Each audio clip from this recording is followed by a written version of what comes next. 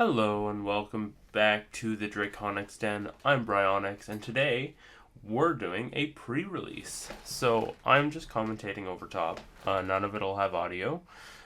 This is kind of, I don't know. We'll see how this kind of goes. So obviously with the pre-release we have 6 packs and we're making a 40 card deck with it. So I like to organize by card type and level. So that's what you see me doing here. And I'm going to be trying to go for something TS themed just because there's so much of it in the set, so it naturally synergizes. Yeah, so stuff like Atmon, obviously, it gets a little niche and difficult to actually build during a pre-release. That's already my last pack there. So, as you can kind of see, I'll be picking them up here in a moment. I don't have a heck of a lot of level 3s. Yeah, right here. I typically like, for level 3s, to have about 12 to 14. Really depending on the set and kind of like what my higher end or my high levels look like. But as you can see, I'm just organizing kind of by digi at the moment. I apologize if the quality of this isn't extremely good. I'm still trying to figure out how I want to do this. And this is the first time I'm really commentating over top of it. So I'm trying to get all of that down, and hopefully it's somewhat smooth, but I do apologize if it isn't. I do hope you like this kind of video, though. I'm hoping to do the same thing for One Piece, coming up in a couple of weeks, the first week of June. So we'll see if we can continue doing these pre-release things, and I have a blast with it. We only do have 2 matches though for this video. It was a smaller local, but also just only 2 rounds that I'm going to be showing. Now we're getting into the level 4s. So for them, I typically want 10 to 12. Again, it really depends on the set and kind of how many level 5s and 6s I have. As you can kind of see, I only have 3 level 6s up there. So I'm going to be heavy playing my level 3s and 4s because I'm most of the time probably not going to see the level 6s to even attempt to try and build an actual stack. So we're kind of looking for any pieces to control the board. I do wish I repositioned where I was putting these cards because a lot of them are off cam, but for next time I'll try and do a bit better. It's the arm that I had isn't quite long enough to get as high as I'd like to show the full mats. I was having a lot of issues with that, so we'll play around for next time, see if I can get a little bit longer of an arm or add an attachment. We're looking through the options at the moment because I knew that I had a lot of the Volcanismon options, and because I have a lack of top end, so a lack of level 6s, I'm hoping that the options can kind of help me take down my opponent's high levels if they end up having them, because I don't have much of that kind of destruction myself. And then for the tamers, the more I think about it, maybe I should have thrown one of the Tomura green Beat Break tamers in there just to memory set, but his other effect would have just completely been pointless, so I opted to just throw in the couple of Danyukis, which work with most of the cards that I threw in here. And honestly, Danyuki is just a fairly strong 3-cost tamer, in my opinion. So we're just sleeving up the deck now, and then I should have them showcased out here just to show what I ended up including. But yeah, I think this kind of video is fun. Definitely let me know if you enjoy it or not. I'm going to be commentating over top of the matches here coming up, and yeah, I hope it's sufficient, and I hope it's enjoyable to watch. But I had a lot of fun at the pre-release. I always like pre-releases.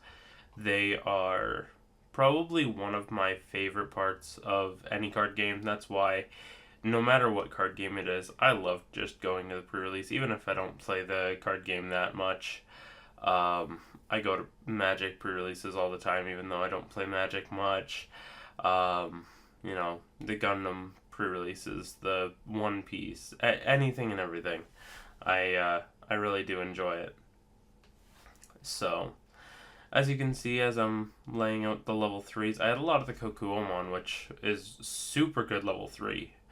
Um, but yeah, I only had what 6, 10.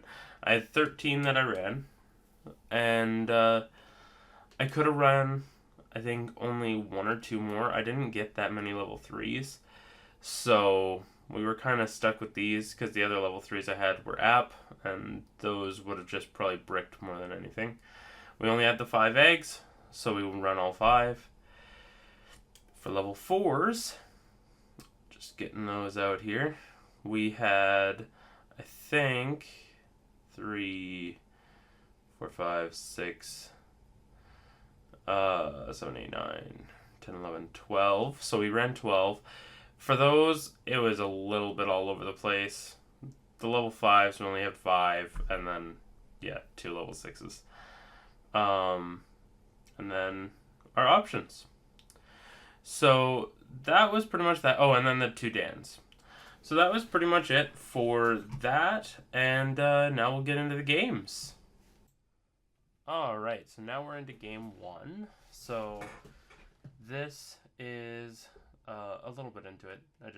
We rolled, decide who goes first. I can't remember exactly who went first. Yeah, we're just discussing. I think she won dice roll, so I had to choose, or she had to choose. Deciding if I'm keeping. Yeah, I think that this hand isn't too bad. I have some level 3s. I don't really have that much for powerful SRs or anything, considering the only SR I pulled was that Rebootmon. So we just kind of are looking for a lot of lower levels that we can kind of plop out and rush down the security and hopefully live. Get a little search with the Lunamon. I think I can add a TS and then a one of the other attributes, and neither of those actually had the trades. Oh, no. I don't remember if it did. Okay, they didn't. I didn't think so. But I added the Danyuki. So she definitely got a lot more powerful cards in her opening. She did pretty well. I think she got both the alt arts, or like I think both the alt arts from the one box that was opened that she got packs from, which was kind of crazy as well. But yeah, no, this was overall a really good match, and I'm hoping that I have the speed increased enough, but not too much. And I want to get better at the commentating over matches and stuff, because I do want to do a lot more match videos.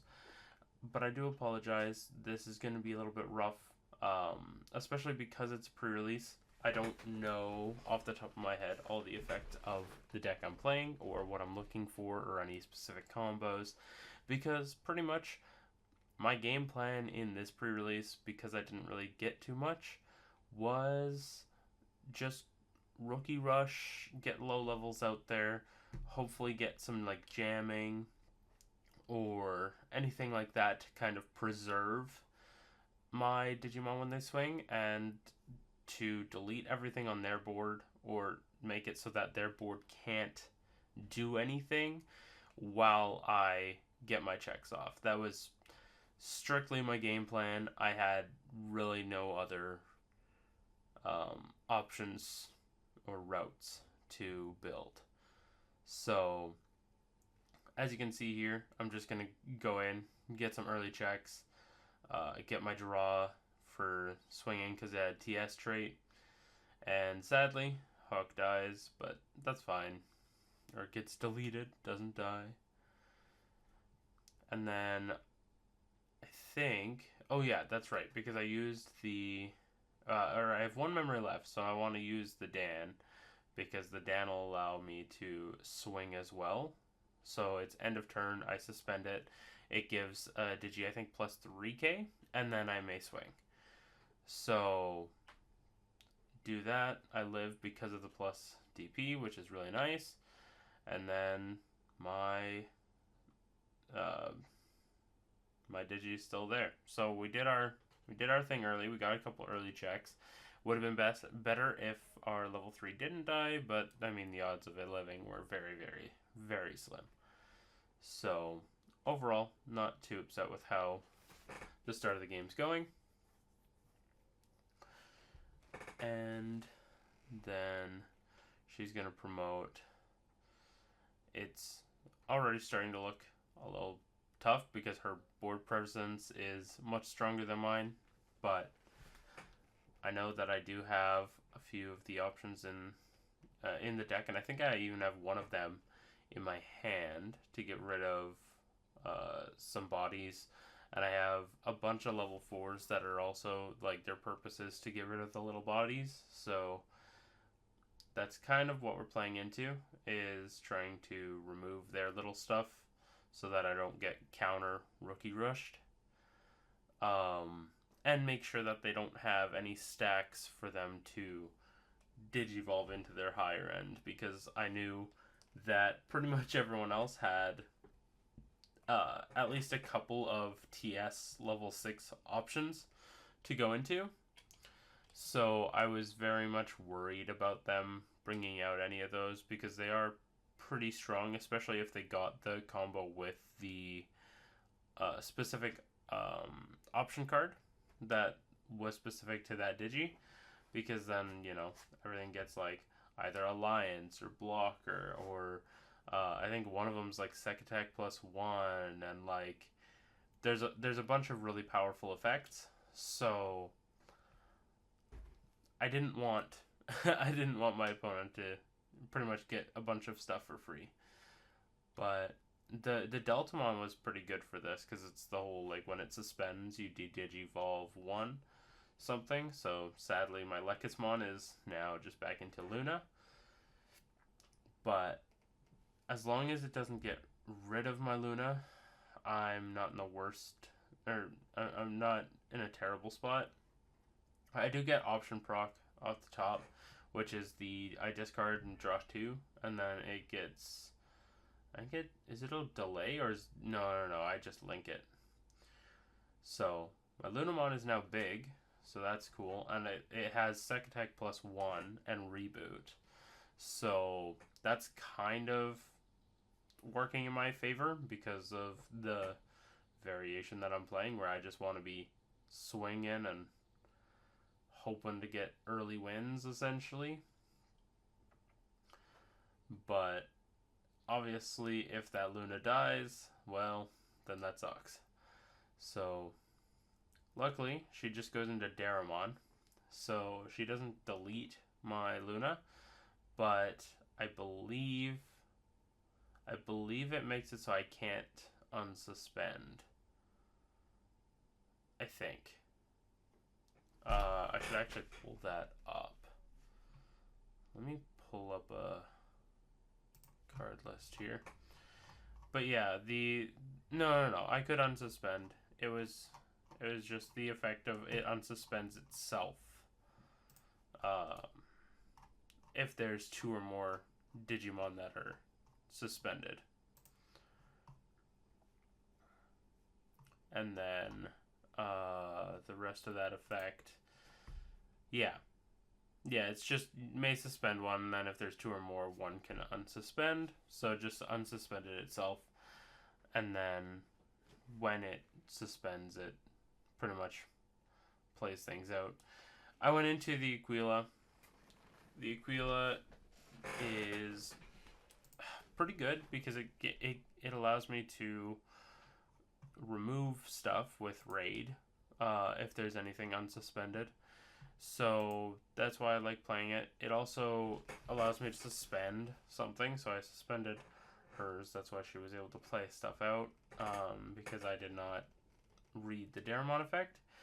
But it shouldn't matter too much, because then I get my 2 checks, and I live, which is the most important part there, because now that she's down to 1 security, I feel pretty nice, or I feel like I'm in a pretty good spot. I'm not out of the woods yet, but I'm feeling not too bad. This is Factorial Area, so this is Volcanismon's option. I obviously don't have Volcanismon, but it was more or less I get to draw a card from my security because I'm replacing it with that, and then all my black and red TS gain blocker, so that pairs really nicely with the reboot that my Aquila has to hopefully slow down any kind of pressure that she puts on me. Sorry, I apologize, my voice is struggling today. Just grab a drink of water.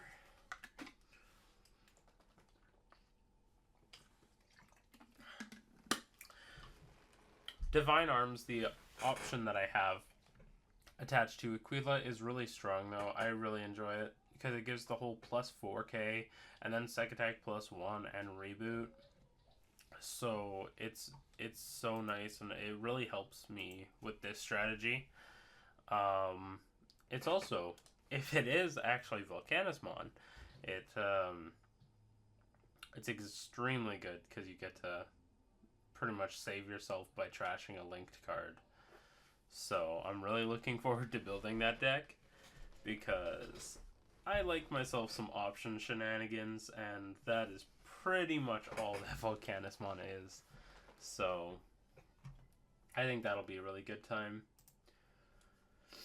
And that's another thing I really enjoy about the pre-releases is it kind of gives you insight into how each of the different decks in the set are gonna kind of behave. And then she plays the ultimate Brachio here, so that thing is pretty dang good. It gets rid of my Aquila, which is not so good now because now I'm in a rougher spot because she was able to get to a level 6.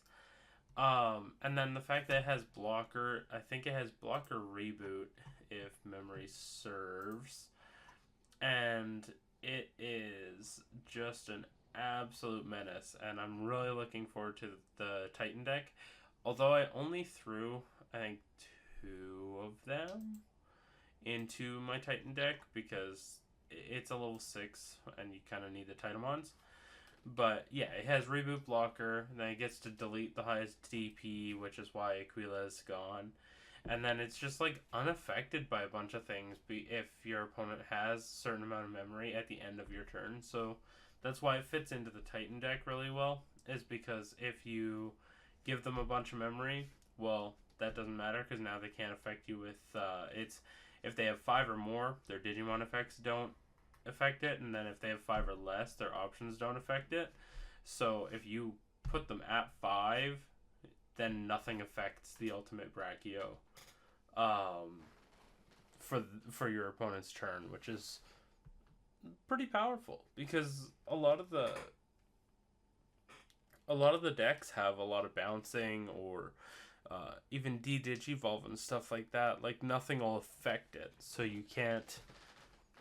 You essentially are just there, and the only way that you leave is by deletion in battle. So, pretty strong card. I have one in the deck I know as well, which would actually be a really good counter right now. but I do not have it. We do have Armor Purge. I could have swung, but it would have been kind of pointless. So I go into the Cressamon just to make sure that the Ultimate Brachio can't. So I strip the sources, and then it can't suspend, I'm pretty sure.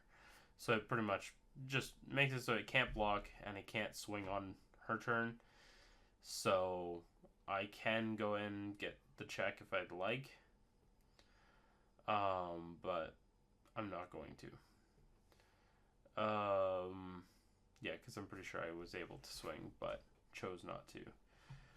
The Cressamon is pretty good at delaying, but its main effect is so that it can go into Diana, right? Which, also looking forward to the Grace Nova deck. So it felt a little weak. I also, now I'm thinking about it, she put me to 5, so I shouldn't have been able to affect her even with Cressamon, because that was a Digimon effect. I think that was a misplay. But misplays happen, especially during pre-releases, so you're bound to see it quite often. There will be a lot of misplays, there will be a lot of just suboptimal plays even, missed triggers, stuff like that, because it's so much to learn on the spot, right? So and that's why as well, like when you go to your local pre-release and stuff, you kind of have to have a lot of leniency, and it's like, it sucks if you lose because of, you know, something like, oh, an effect was misread, or something along the lines of like, oh, well, the effect was used incorrectly, or whatever. It sucks, but also at the end of the day, like with a pre-release, it's not supposed to be that serious. You're opening packs and throwing together a janky deck. Like, just have fun with it, and that's kind of my outlook on it, and but how our locals is when we go in for these, you just have fun. Like, if it's something like an Evo Cup, or an event that has really like unique prizing that isn't just like I guess these do have the winner card, but anything where it's like bring your own deck, the understanding is like, okay, well, if you're bringing your own deck, you should know how your deck works, and interacts with basic effects. But if it's a pre-release, like, everyone's still learning these cards. Can't even expect the person judging it to know all the cards perfectly, because not everyone's researching and planning for weeks before the event. So I like it because it's casual. Nonetheless, as we can kind of see, I am in not a great spot at the moment. I have a couple of bodies, so like in theory, I have game, but it is still her turn, and if she can stop even one of my guys, then I probably lose on the subsequent turn, because she has the body advantage, unless again I can get rid of something of hers. So we're in the end game, that's for sure. That's why more effects are being read, and because she has access now to, well, I guess she only has the level 3s and then the level 6, but she has a lot of options to go to play. I see she has like the Ghoulmon and what have you in her hand. So, and is that the Beal Star? That might be even the Beal Star, which I don't know how that actually really would work in a pre-release because the fly bullet, you delete something, then do that, and then after trashing may digivolve into this without being okay. No, so it could just okay. So that was actually something we didn't see much of. I'm just looking up an effect here. I don't even remember what effect I was looking up. But with those cards during a pre-release, you could just use them and digivolve onto whatever. We didn't actually see... I don't think we saw any of the dual cards actually play during pre-release, which is kind of sad because they are really cool and they never came up. I know that she had one, and I think one of the other guys had one. She plays the Marsmon. So by playing the Marsmon, she pretty much, I think it deletes. Does it delete or does it just suspend? Marsmon is... oh no, it's the plus 3k. It gives one of your digis plus 3k, and then something may battle an opponent's digi. So, that's why we were looking up if battle you still needed to suspend, and what effects kind of played that, because I had made it so that the ultimate Brachio can't suspend. So she was just seeing if she could use it, because obviously the target needs to have rush.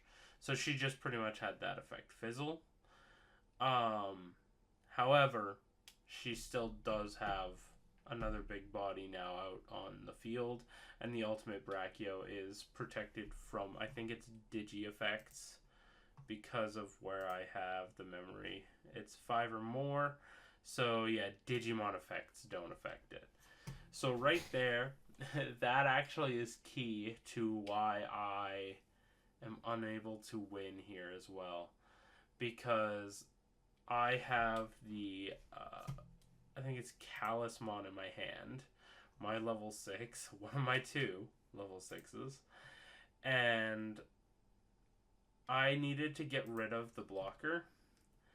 But so it has an effect of when digivolving, I can suspend an opponent's Digimon or Tamer, then one of their Digimon Tamers can't unsuspend, but I couldn't target the ultimate Brachio that's her blocker because of it not being able to be affected by Digimon effects.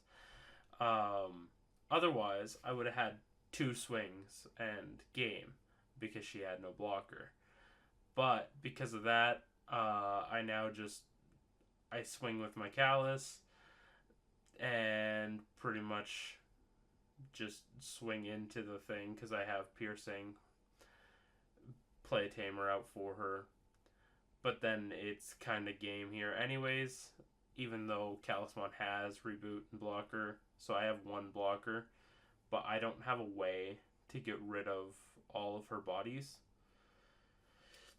I'm trying to search for one, but the only other thing I have, I think, is the option for de-digivolving, and then I was hoping I'd draw something, and I think that option also kills 1 little body, but she only needs, well, I guess technically it could delay it. I think I delay it 1 turn, but I think that's all I really can delay it for. Yeah, because I end up playing the Gardramon. So the Gardramon, pretty much I play it for blocker. So now I have 2 blockers and a dream. So I'm kind of at the mercy of whatever she does at this point, because that ultimate Brachio is a problem. It's a very strong card, and yeah, I found it really funny that I could have won if she didn't have the ultimate Brachio. We were talking about that after, and it's such a good card. Because then she goes, just Digi's in the back here, trying to see what other cards she can get. But we are both realizing this is pretty much endgame. She goes into Aquila, because that suspends one of my blockers. So right there, that is pretty much enough. The Callus does have an effect. I think it's when it. It's oh no. It's just when effects player digivolve. ID digi something, but but that really isn't gonna come into effect. She wanted to see what Dan did. Dan's not gonna do much. She has the 3 swings. She has the Corona, the Brachio, and the Aquila, and I only have 1 blocker and 1 security. So she pretty much has game, unless that option is a delete or something along those lines. Hence why she was trying to play a little more defensive, but she didn't really have anything she could do. So she's going to swing with Corona, and I'm going to choose to block it. And then, which I should have probably let that one go through, but it didn't really matter. It was just a Dan. Oh, actually, I had known it was a Dan anyways. I put that there earlier. But yeah, and that was game. It was a really good match. She had some really strong cards. The Ultimate Brachio was really good too, and there was definitely a couple of misplays, but overall, I was happy with how that went. So, and then I ended the recording there. So I will see you in the next game. Alright, we're back for the last game. The last game for this anyways. So, my hand looked so weird at 1.5 speed. So, here we're rolling. I think we both roll 4 there, and then I win dice roll? Oh, yeah, I cut out the first roll. That's right. Alright. So, this match is. So, we both lost our first. So, we are both losers. He has an Apollo in his hand. Apollo is quite powerful. But we have our little level 3 start. Do the typical just bunch of level 3 play. This match was a bit quicker than the other one. I don't think it was extremely quicker, but it was a little bit quicker at least. So we will see what happens here. I can't remember what I was looking up. I didn't end up looking it up anyways. So he just hard drops Marimon. I think he was hoping to get another level 3 and didn't. But honestly, Marimon's one of the level 4s that you kind of do just drop him. He's only a 4 cost and he has 5k DP. Like, he's a good body. But we go Grizzly and just quickly swing. We're going to swing in again with Leoli.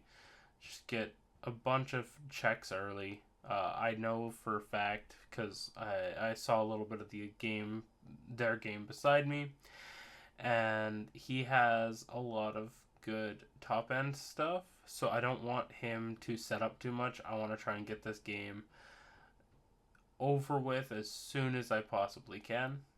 So he's gonna go into Kiwi. So Kiwi is a bit of actually a level 4 menace. It's pretty much like you can suspend something, and then if there's 2 or more suspended, one of your opponents can't unsuspend until their turn ends. So he pretty much just suspends his own thing, and then just makes it so that my Grizzly is stuck. So obviously that already is starting to interfere with my plans of just swing fast and hard. So we are going to have to combat that, especially now that I'm down a body as well. So he's going to have body advantage, especially if he plays a third. So we're just kind of waiting and seeing what he does. I think for me, it'd be beneficial if he digivolves because then it's less bodies I have to deal with. But instead, he's going to play the option. So I think that is the Bacchusmon or the Sarismon one. What one is that? That is the. Where are the options on this list? So that gives. It's Gear Forest. So yeah, that is Bacchus Sarismon one. So everything gains Alliance, and then if you have Bacchus or Saris, it also gains Piercing. But it's mainly the Alliance I have to watch out for. I go into the Magna Anja. I really like the card. Magna Anja and like Ascension is really cool. I want to do something more with it. The wife and I want to build Juno. We just only pulled one Junomon. I have 3 on the way from someone else. But I think it's really cool that it's like, oh, the thing died. Well, now it goes to the top security. So it's a really cool take on powering up recovery decks. So, yeah. No, nonetheless. So we promote Kakua. I get the free Digivolve.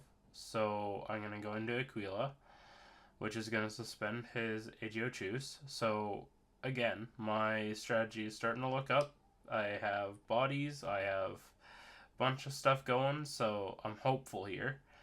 So I swing in with Aquila, get a draw, and then give him a Tamer, which is not the best, but it's not the worst thing either. I will swing Grizzly. He does get the one of the Volcanismon ones. I think it's D Digi. That is,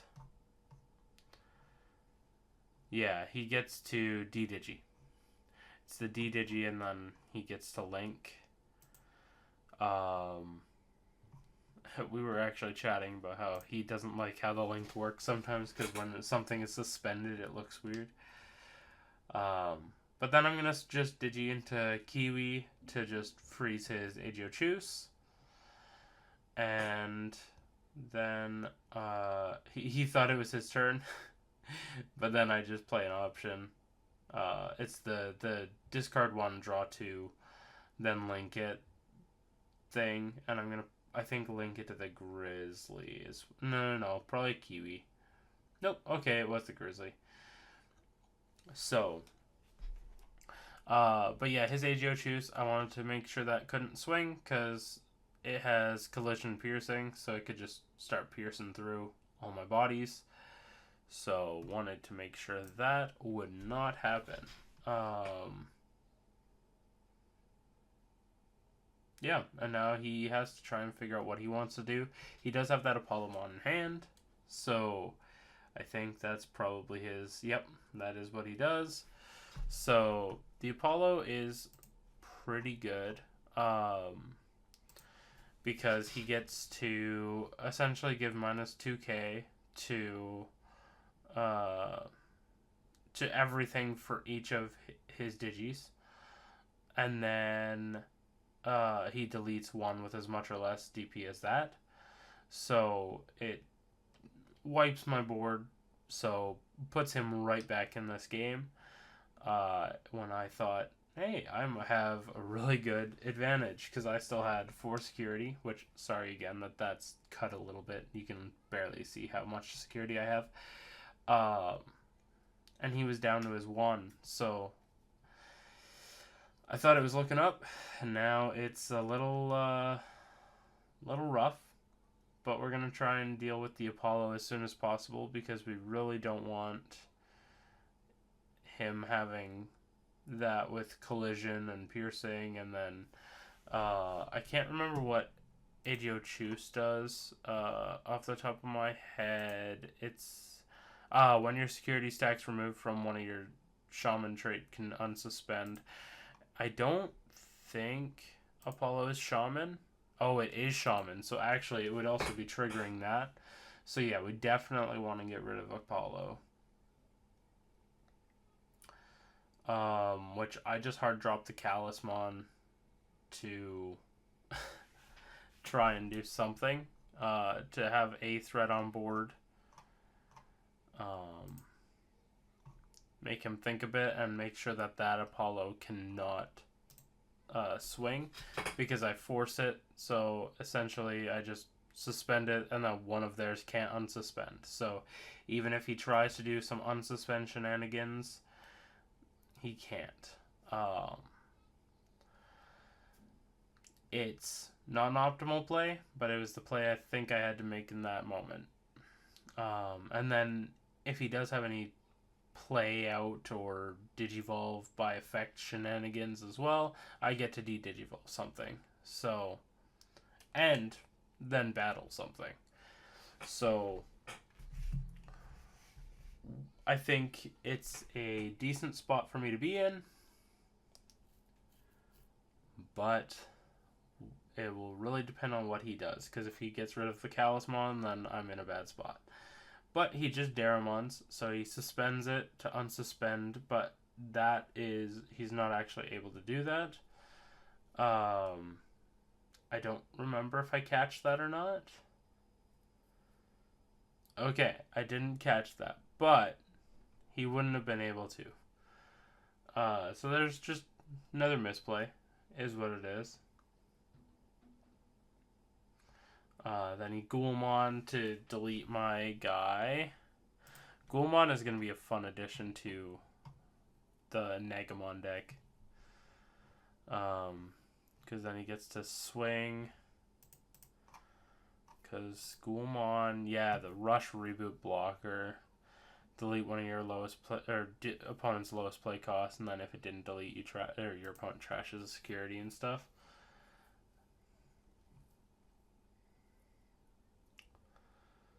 So, yeah, he gets his checks. And then it is my go. So now he also has that Gatchmon in the back. So he has a lot of bodies. I go into the Deltamon, mainly hoping I can de-digi something. But he has so many threats at this point. So this is what I was saying. He had a lot of high-level threats. And that's why I was trying to rush early on. I play out a Luna, just get a search. We get to add a TS and something. But, yeah, we'll add those two. Which, I think adding that option is one of the biggest benefits of anything. Because now I get to play it. We get to pass turn with it. But then it will delete the Apollo. Because yeah, it's main, or sorry, not delete it, de-digi it 2, and then I get to link it to Delta, which then triggers, and then I can end of turn, because that would be, yeah, and then end of turn, I Dan Yuki to give Delta plus 3k, and it may attack because it's TS trait. So I will swing, force the block, but he took it with Ghoulmon. He could have blocked with the Gatchmon as well. Or no, sorry, I de-digied the Ghoul when I swung with Delta. Which meant that he didn't have a blocker, so he has to take the swing. Because I don't have collision. Or do I? Oh no, I have collision. I think we forgot, but we did correct this one, because then I was like, oh, and then you have to actually block because it has piercing. I